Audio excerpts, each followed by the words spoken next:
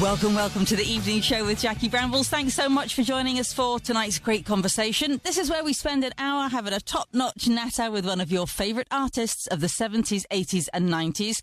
And tonight, fresh from appearing at Rewind North this past weekend, delighted to welcome our special guest from the original The Jam, and also now from The Jam, which is the current band, Bruce Foxton. Hi Jackie, how are you doing? I'm great. Thanks so much for coming on the show. Pleasure. So listen, of course, as we all know, you started out along with Paul Weller and Rick Buckler in The Jam back in the late 70s with phenomenal success, Bruce.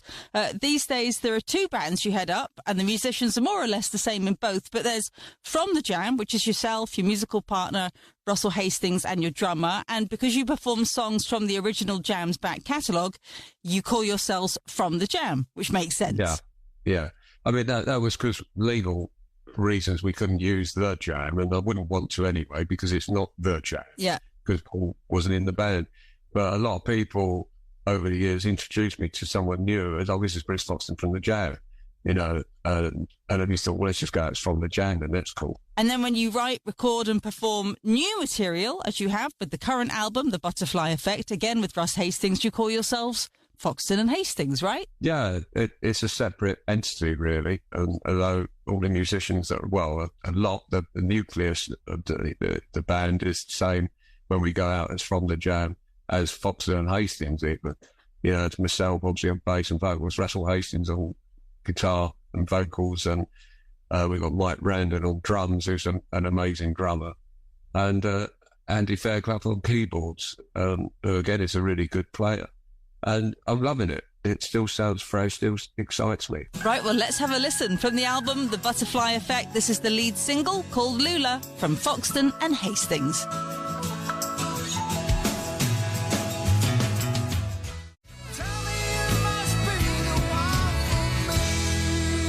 That's Lula from Foxton and Hastings' current album, The Butterfly Effect, sounding great.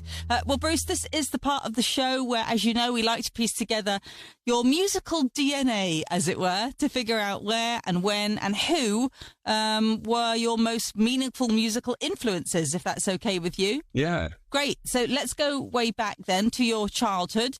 Did you grow up in a particularly musical family? Well, my mum could play a bit of keyboards and, roll out the barrel really wouldn't cut it for me. Yeah. She was good at parties.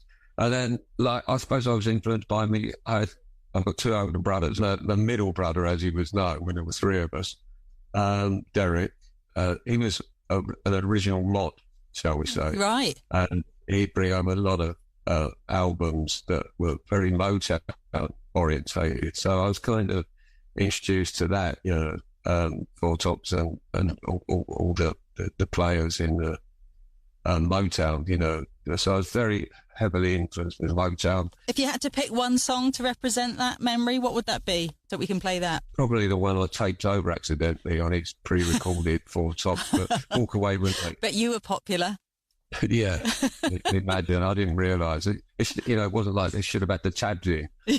That's right. Recording over it. You should put a bit of sellotape over the top, didn't you, if your tabs weren't there? Yeah, exactly.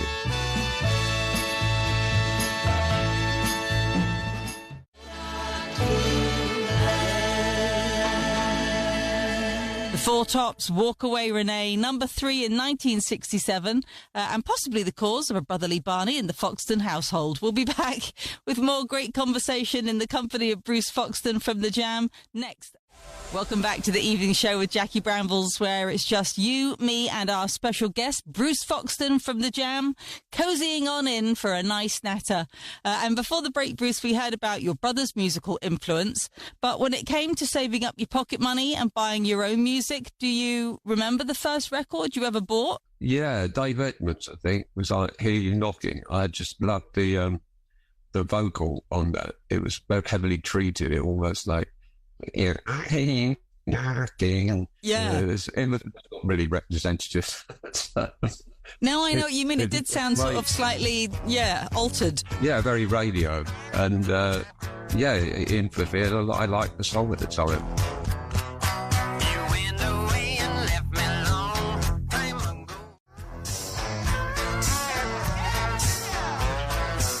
Dave Edmunds, I Hear You Knocking, his debut hit in 1970, which got to number 1, and the first single ever bought by tonight's special guest from the Jam, Bruce Foxton.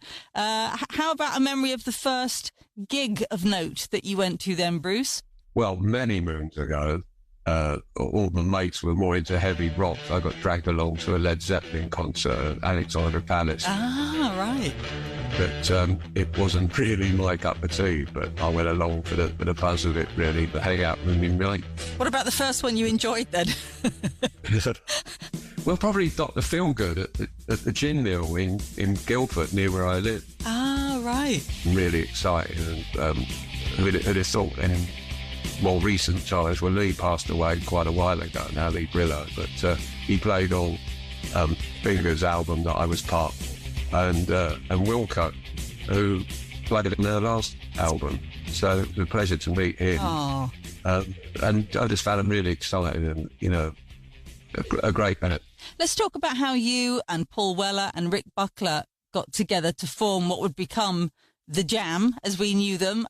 You all went to the same secondary school, didn't you? Yeah, we did, but I was a couple of years older, so I never really hung out with them. It was only the latter that after we'd left school that the local newspapers, I think, Woking News and Mail, and there was a little ad in there, a guitarist wanted, and it turned out to be the Jam, basically. So I went along for the audition as rhythm guitarist, which I actually got.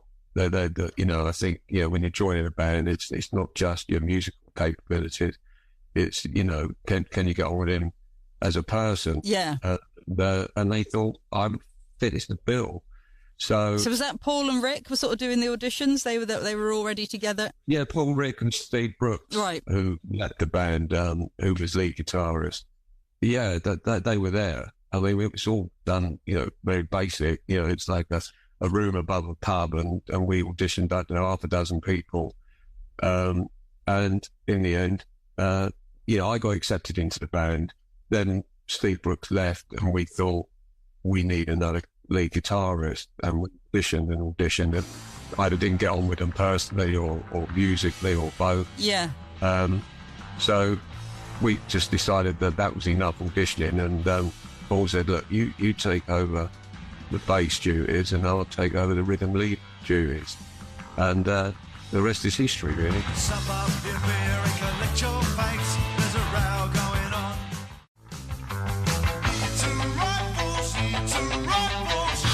Eton Rifles, the 9th single released from the Jam, but the first one to break into the top 10, got to number 3 in 1979. But let's go back to the beginning, when you guys were first starting out and doing gigs anywhere you could for whoever would let you in the door. Yeah, and it was, you know, stuff to please older folk at the time. Yeah, because we were playing working men's clubs, etc. So they didn't want it too raucous. Oh, that's funny, actually, because you kind of have an image in your mind of the Jam as we knew them, as, you know, as fans, as the public, as being sort of rebellious, you know, and sort of going up against, you know, the sort of the infrastructure. But actually, you were pitching it to an older audience just because you wanted the gigs. Well, exactly. We needed, you know, we wanted to play and buy outfits for the stage, etc. You know. Yeah, I mean, it came to a head anyway, because I think the very last show, or the show that broke the donkey's back, or whatever it's called, was one gig we did. Everybody in the audience had their fingers in their ears. That's not encouraging. We thought maybe time to try and get gigs in town in London. You know? Was that because it was one of your songs?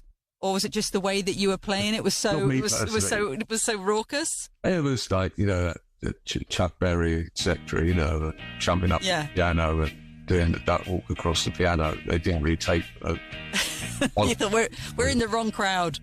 Yeah, exactly. So what was that like when you sort of headed to the big city, which wasn't that far away, but still, it's a change from being, you know, doing the rounds in the suburbs and things. What were you sort of welcomed with open arms? It was a really interesting time then, wasn't it? Like playing the marquee back in the day. It was like we got a $5, and it didn't even cover like fuel really to get there and back. We had on one of the guys from Squeeze a few months ago, and they told a brilliant story about them, thinking this is it, this is our big break, a record company, we're going to come and watch them do a showcase, and they thought, this is it, we're going to get signed, and you were the support band, and you guys got signed and they didn't? Oh dear. They haven't held it against you at all, though. Great. No, that was it. That was the idea, because you couldn't get any A&R guys out to what they thought Woking was the Sticks, so Yeah. So the objective, was to try and get gigs at the Grail and the Red Cow and the Nashville Rooms, all those sort of pub venues that had live music, to try and get on the circuit, which eventually we did.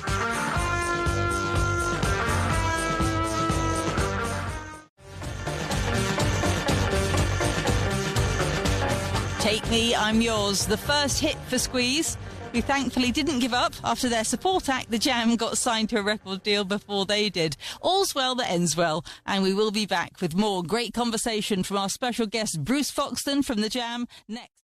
Welcome back to the evening show with Jackie Brambles, where we are mid-great conversation with our special guest, Bruce Foxton from The Jam. And before the break, Bruce, we were talking about breaking through to get a record deal. And once The Jam started having some success, did you, as is so often the case, find yourself suddenly being put on tour with a much bigger band to expose you to new audiences? We had a terrible time in the States. I'm not sure the year, it might be about 78 or whatever. And we were booked to go over to the States and support Blue Oyster Cult, would you believe? Oh, wow, that's a strange pairing. And the thought behind that was that they were playing like auditoriums and stuff with 20,000 people. And so if the Jam pulled 1,000 of those, this new fans, it would be a result. But what actually happened was, I think, in the very first show, we walked out, started playing, and there were 20,000 people booing us. Oh. Because they wanted, the Reaper, not In the City. We couldn't get off quick enough.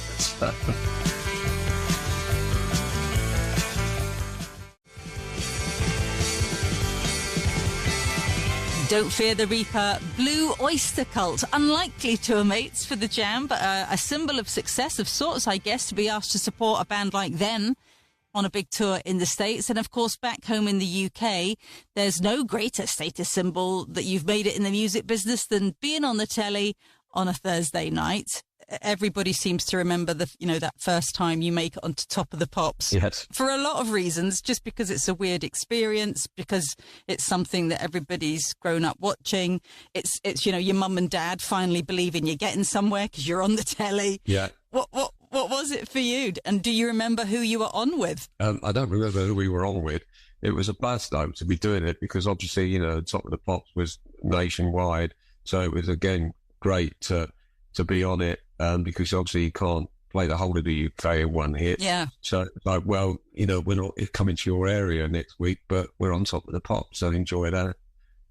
It's funny you're mentioning stuff like, my mum was very proud, but we got on Top of the Pops for the first time. I mean, it was a thing that when I decided, because I used to be an apprentice printer. Right. And I was coming to the end of my apprenticeship when I was also in the Jam, and as the Jam, we had a lot of late nights, and consequently my work the next day suffered. And I remember the foreman said, and you got to pull your socks up, Bruce, make your mind up. Do you want to be a printer, or do you want to be perhaps a rock star or whatever? Yeah. So, well, I know what I want to be. Yeah, and so my mum said, "What are you doing? You've done 5 years apprenticeship, nearly done 5 years, and you're going to throw it all away just for this pop music lark." And I said, well, I'll give it a go. I was a member of the trade union, National Graphical Association, over my card. Yeah. And I said, well, if it lasts 6 weeks, I'll come back to being a printer again. And it was only in 1982 that I decided I didn't really need to keep paying my union subs anymore. Is that right? For a solid 5 years after you had all these hits, just in case. Yeah, well, yeah, exactly. I treat it a bit like Lucky Rabbit's foot or whatever, I thought, if I cash it in now, so to speak, if I ditch it, it'll all go terribly wrong.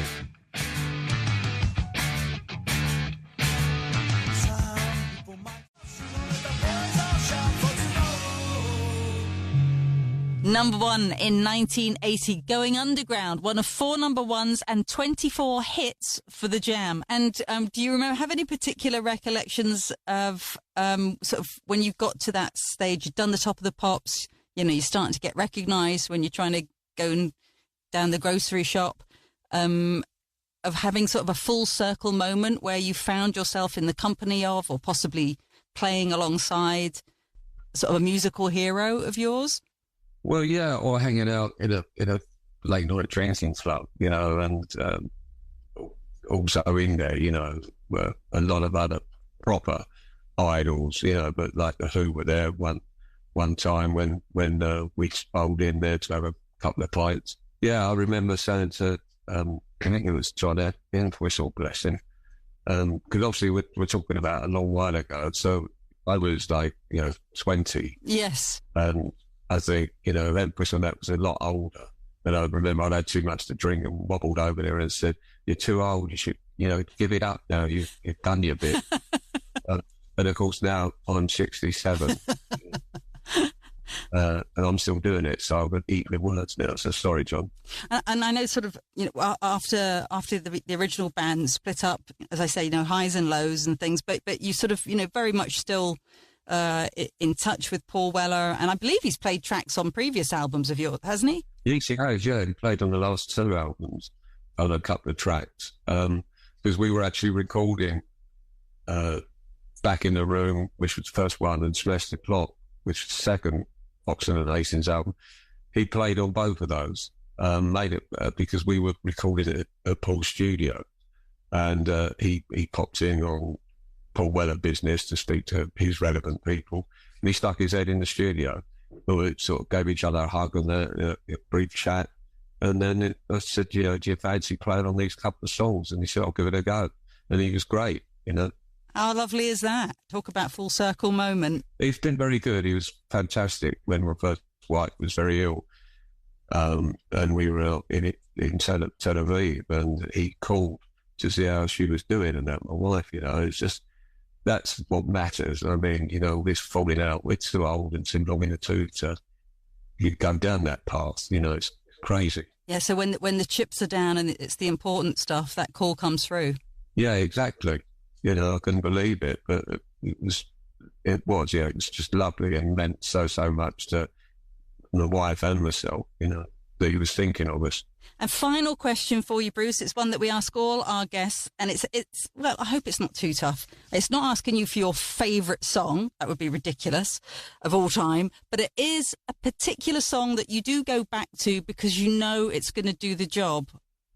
My Generation. Nice one. And that would be, when would you play that to sort of elicit what emotion from you? To get myself moving, basically.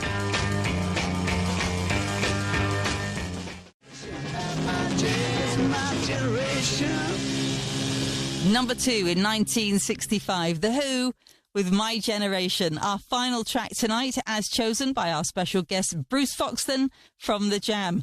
You can see From The Jam performing all over the country at loads of festivals over the summer. Check out dates on their website. Don't forget to check out Foxton and Hastings' current album, The Butterfly Effect, on all your usual streaming services. Bruce, thank you so much for your time tonight. It's been brilliant. Thanks, Jackie. Pleasure. Bruce Foxton from The Jam.